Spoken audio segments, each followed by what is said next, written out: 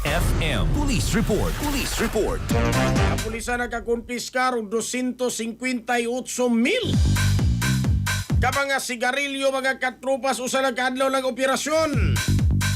Detalye sa report sa Ronato kini pinagi sa pagpamati ni katrupag June 14. Live report.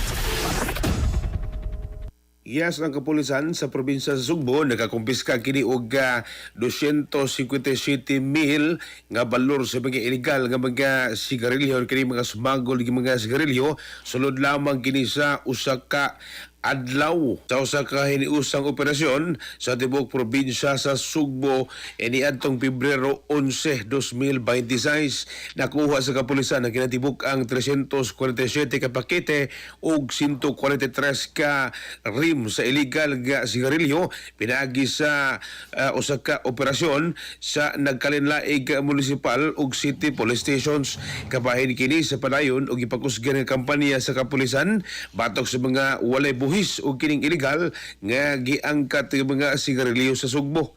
Gipasabot usab sa kapulisan nga bisan lamang kini o sa kadlaw nga accomplishment tagpadayon gihapon sila sa ilang kampanya sa smuggling sa tibuok probinsya. Matod pa ni Provincial Director Police Colonel Abubakar Udang Majilan Jr. inagpakita kini sa kaandam o pagbantay sa mga personnel sa Cebu Police Provincial Office.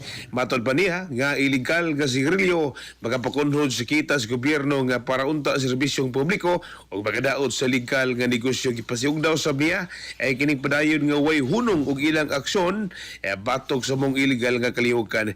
Gipasadan ano sab niya kining nga nalambigit sa illegal nga patigayon nga gipakusga na ang intelligence monitoring o field operations sa tanang lungsod. Ang mga madakpan at bangon yun ang husto kunong kaso subay sa balaod. Mga katropa, ayaw kalimot magtumar og santon, vitamin C, ang alkaline nga vitamin C. Alang sa nagayusang Pilipino para sa Pilipinas, inyong katropa, June 14, XFM News.